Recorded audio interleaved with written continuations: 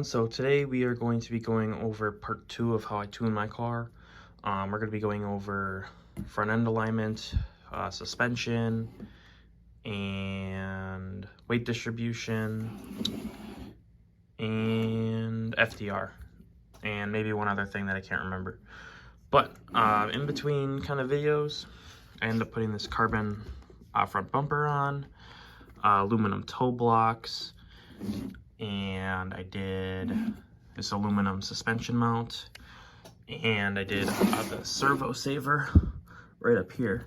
And the reason I didn't make videos on those is because I just kind of feel it it's not really necessary, because they're pretty simple installs. It's just 1 or 2 bolts, or the installs include I have in other videos of where I take it off and put it on, but these ones are just kind of simple, so I didn't feel it was necessary to make a video on them. If you do want a video on them, let me know.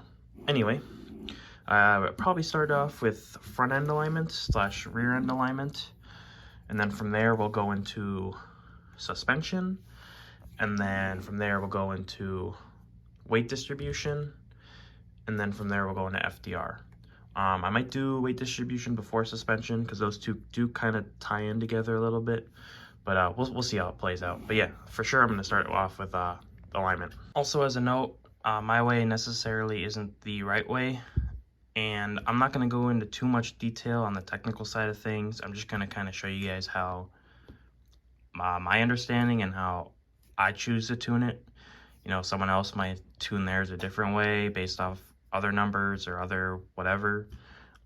Maybe you like that way better, so use that instead. But this video is just showing how I do things, and like I said, it's not necessarily the right way or the way you should do it. It's just how I do it. If you know a better way, feel free to let me know.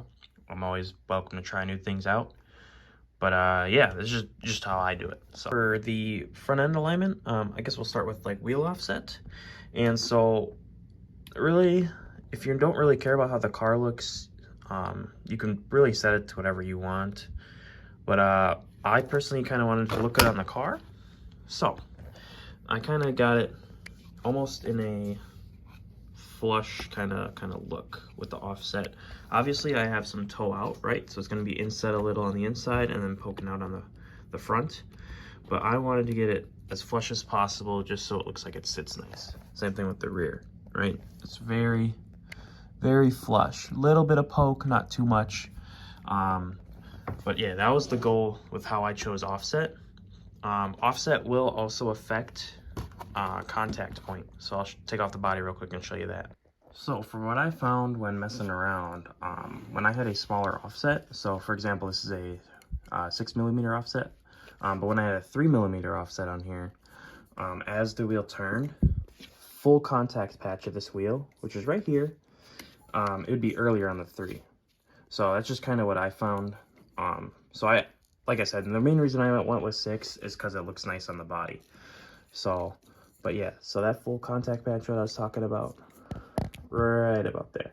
And we'll get into that more with camber and whatnot, which I'm going to talk about next. Now for camber, for the longest time I didn't have one of those fancy kind of gauges. I did end up getting one, but honestly it cheaped out on it, and it's not the best thing in the world. So I do recommend getting a nice one. The air racing one's pretty nice. My local track actually offers them for use publicly, I guess. So if it's available, you can grab it and use it, which is pretty nice. So I'm gonna get that one next eventually. Just have other priorities at the moment. Anyway, camber. So I usually try to get my turnbuckles even. If you have fixed kind of spacers in here, you don't really got to worry about it. Just make sure the spacers are the same size. But to get those even, I use dial caliper, and this is I think like $10 at Harbor Freight. But you just kind of measure the inside, just like that, and then give you a reading, and that's how you can get it even. But anyway, how I determined where I want it is based on the contact point. Now honestly, I am tempted to change it to an even bigger camber. Right now I'm believing around 9.5 or 10. But contact points, like I mentioned earlier, it's where the tire is at, the lead tire is at full contact, and that will determine how much grip you have while in drift. So, I kind of tuned my camber based off where I want my contact point for the lead tire, and I just kind of eyeball. Most of the stuff I do, I just kind of eyeball and kind of fine tune from there and see how it works out. But I am tempted to kind of increase it to where the full contact point maybe be about here. What I like to do is also kind of see what other people are running, see where they have their full contact points at and whatnot. But yeah, I mean, with the vehicle compressed, it kind of is there, because obviously there's more weight. There'd be a battery and a body on this, so we're kind of there. But yeah, I would maybe like it a bit more. We'll see. I like how it feels right now, so I'm not going to change it, but that is where I like it right now currently. Now, as for toe, I believe kind of where you set your toe determines how far the wheel angle is when you kind of rotate it. So my wheels will go to here. It doesn't sit right there, just kind of normally, but when I turn the controller to full lock, it will sit here. So that's kind of where I have it sitting. Usually I don't even really need this much angle, but it is kind of nice to know when you can do this. And yeah, you can kind of see my Ackerman right here. And from what I learned, you want your lead tire to be on a higher angle than your chase tire. So it either should be parallel or this one should be on a lesser of an angle. But, so how I determined my toe, it was literally just trial and error. So I know I wanted a bit of toe out because that's what you want with drifting. And so that's what I did. I kind of set it out. You can physically see, you know, kind of going one way or another. If you do have fixed links, you can't really change it unless you change these, and you'd have to get different sizes and whatnot. And that's how it is at the rear, which I will show you guys. But yeah, I kind of set it to where I could get this until I got it to this angle right here. So if I had a lesser of a toe angle, I don't believe I could get as high of a Ackerman like that. So that's just kind of how I determined my toe. It was mainly just trial and error. And yeah, I'm not sure exactly what I'm running for toe. I want to say it's like 3. Like I said, the gauge I got is kind of garbage, so I really don't know exactly. And I haven't taken the time to measure it on a nice one. But I want to say it's 3 degrees on both sides. But I could be wrong on that. Now, as for caster, I've never messed with caster, so this is stock caster. I'm sure there's other videos out there that can kind of better help with how this works and whatnot, but I've never messed with it, so I'm not gonna kind of go into it and say stuff I don't really know what I'm talking about. Now, I know there's other forms of tuning on the front end, like Kingpin alignment, and there's one more thing, I think it's called the scrub radius, kind of how this wheel turns. I'm not too informed on those as well. I'm sure there's videos out there that can explain it a lot better, but I just kind of mainly focus on camber and toe, because those are the 2 things I do understand, and I just kind of hope and pray it works out, and it has been so far, so can't really complain too much. But yeah, we're gonna move to rear end alignment, and then I think we're gonna go to weight next. So yeah, I'll start with this. So the rear end technically does have less moving pieces in a way. Obviously, you know, the front wheels can turn.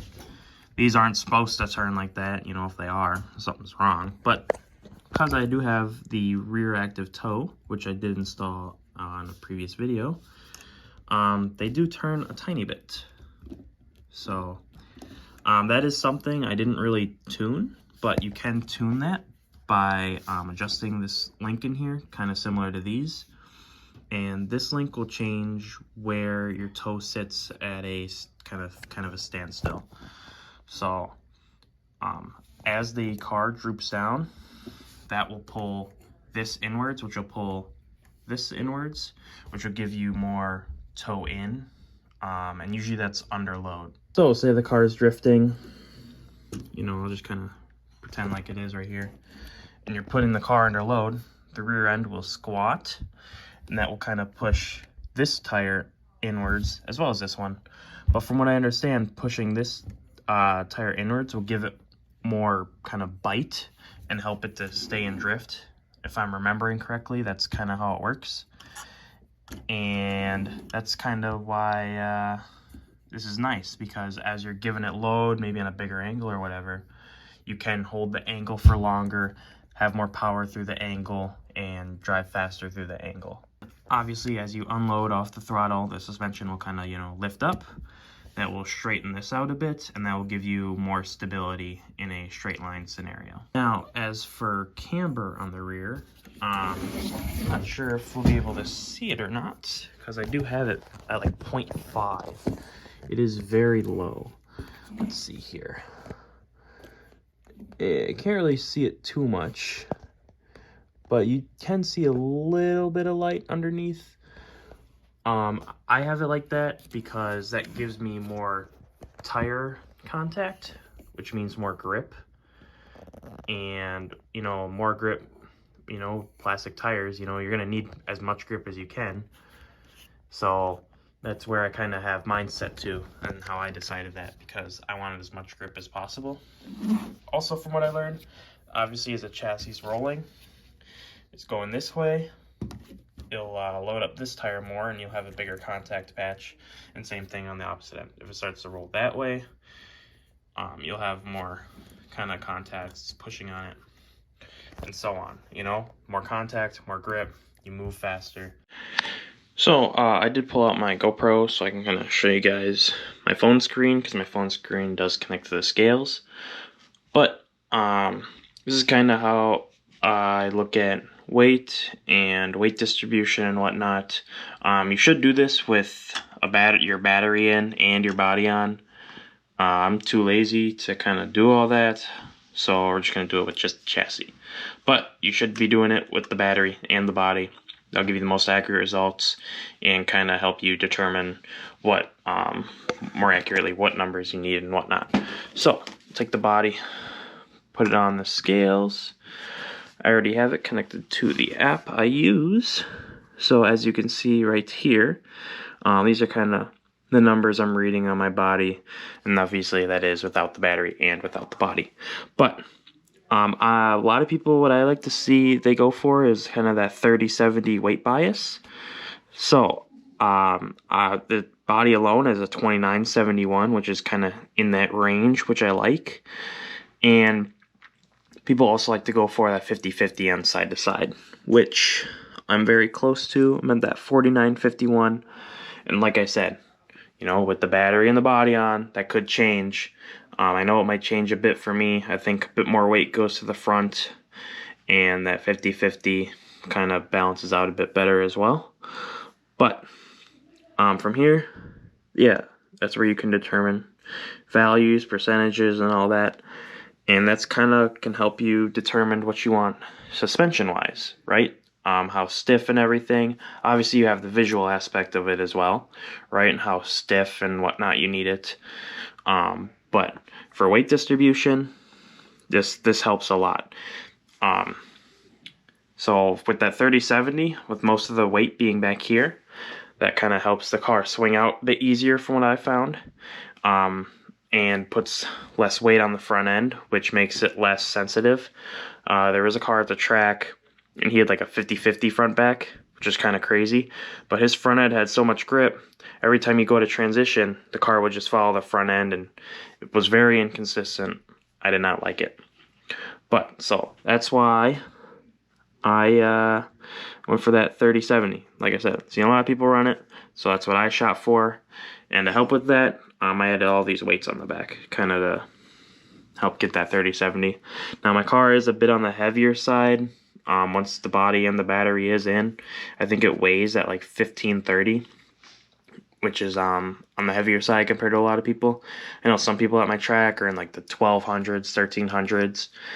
SDC minimum is 1300, and they have a maximum at the rear of 1100. So I believe with my body on and the battery in, I'm at like 1,000 at the rear, I want to say. I could be wrong.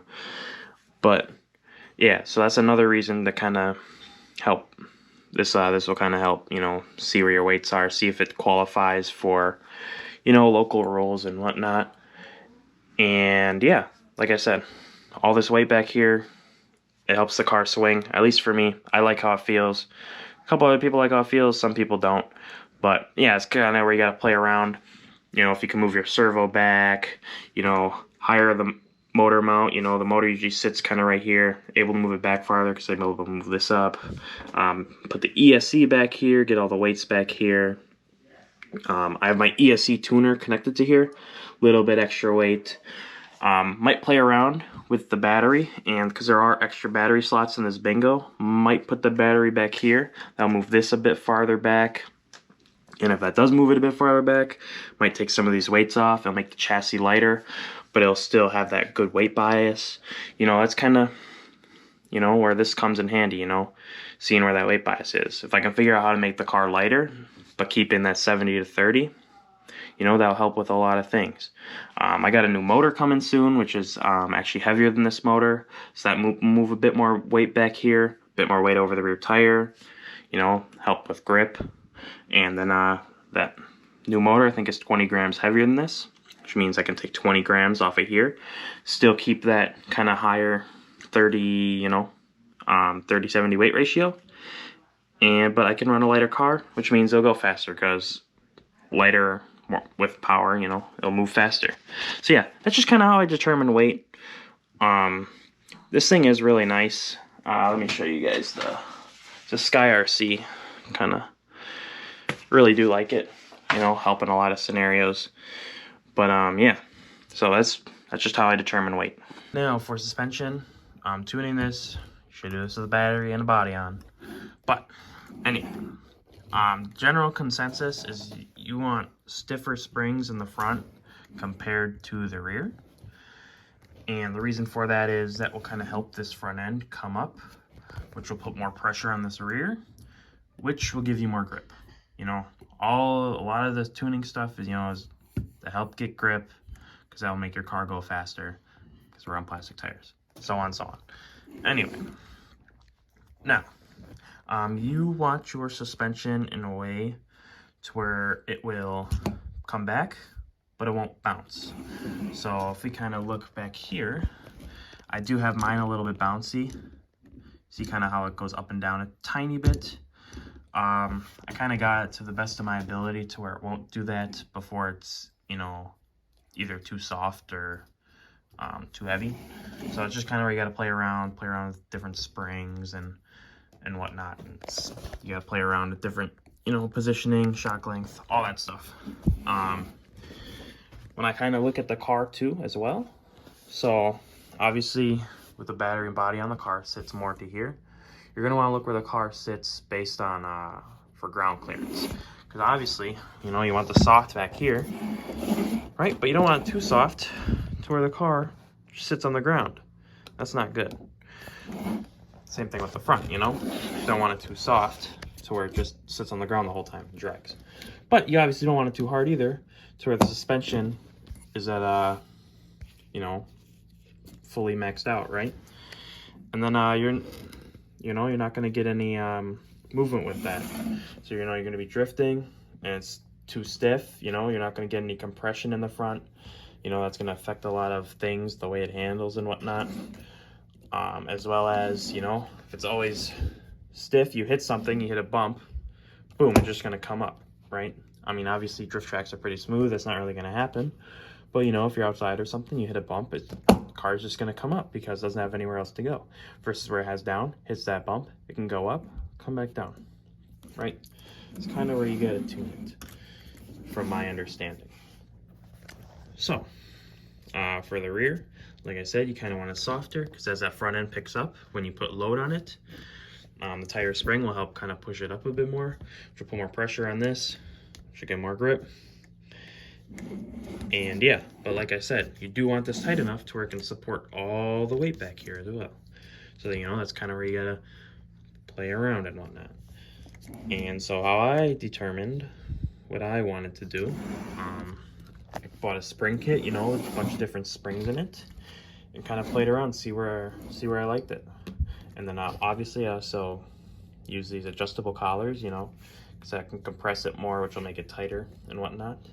But let me put the body on real quick, and then I'll kind of show you guys visually what I do as well. So obviously with the body on and whatnot, it does increase the weight and does increase the amount of pressure on the suspension. So what I like to do is the old finger test, right? Put a little pressure on it, see if it comes back up, right? And it is. If it's not coming back up, obviously it's probably too soft. And if it's coming back up and it kind of jiggles a bit as well, so it comes up and then kind of flutters like that a little bit, it's probably too tight. So I have it in a way, comes up, but it doesn't jiggle, right? It comes back up and then it kind of settles back to where it wants to sit. So same thing with the rear. My rear, like I said, does jiggle a little bit. Not too much, kind of got it into a place to where it doesn't want to do that, which is good. But say if you did have a really tight rear end, you would see it kind of do like that a little bit. There's some old clips of me driving. I'll see if I can find them and put them in here. But you'll see me go, you know, drifting around, and I'll be in a corner and you'll see my rear end doing this the whole time around the corner. Suspension was way too tight.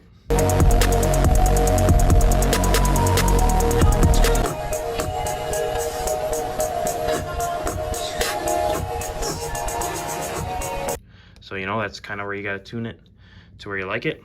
Springs are obviously the easiest way to tune it, but shock oil as well is a way to tune it as well.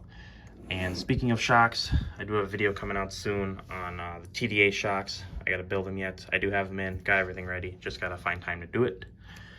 But, you know, thicker oil, it'll come up and down slower. The thinner oil will come up and down faster, right? That's where you gotta play around, see what you like and whatnot. But yeah, that's just kind of how I tuned my suspension, mainly based off this finger test. Now, last but not least, FDR. This also does, but it is based on your motor turn as well. So I believe a 13.5 turn will be like having a smaller pinion on, and having a 10.5, like as you go down, it'll be like putting a bigger and bigger pinion on. If I'm remembering correctly, someone correct me if I'm wrong. Anyway, you should tune this based on your local driving area. So a lot of the really good drivers on my track, they run about a 12. If I remember correctly, this is a 12.57, I believe. And the way you determine that is your spur gear right here, which is this big one. And this for me is an 88. And you divide that by your pinion gear size, which for me this is a 21. Then you multiply that by your transmission gear ratio size, which for this MST is a 3. And I believe, yeah, so this divided by this times that, and I believe that comes out to like a 12.5 something, 12.56, 12.57, somewhere around there. But yeah, you go based off what the people local to you at your track run, and try that out for yourself. Obviously make sure they have the same turn motor as you, because obviously if they have a different turn motor, it's gonna kind of affect it differently, you know. But you know, that's kind of where you play around and whatnot. So I bought a pinion gear set on Amazon. I bought 2 pinion gear sets on Amazon. I think together they're both like 20 bucks. So, you know, I have 10 different pinions I can try and just play around with. So yeah, with a smaller track, you're gonna want a higher gear ratio, and as you go up in track size, you're gonna want a lower one, because having this smaller gear ratio is better for control. And as you increase this size or increase this size, it's better for speed.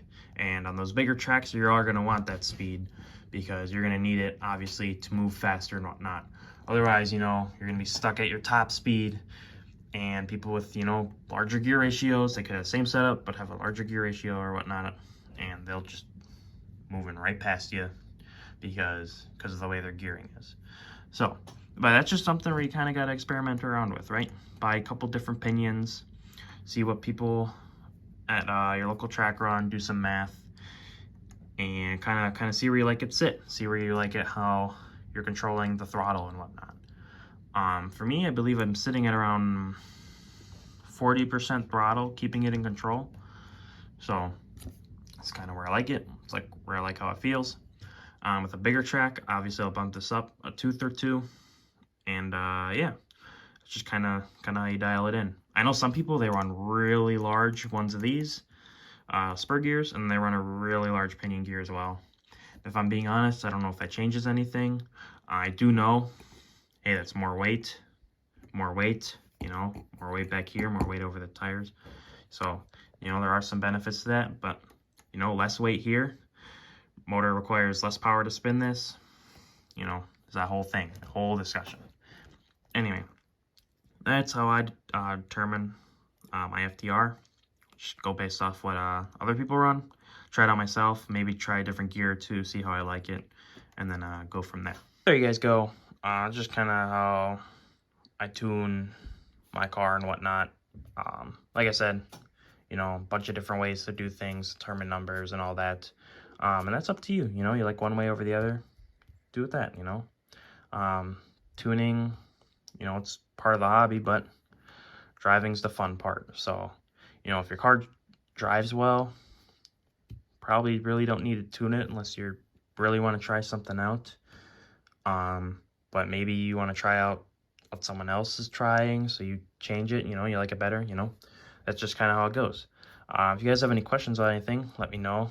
You know, if you want me to go a bit more in depth, I'll try to go a bit more in depth. But there are other sources out there as well who can probably explain things better than I can. But yeah, hope you guys enjoyed. Like I said, if you have any questions, leave it in the comments. And yeah, have a great day.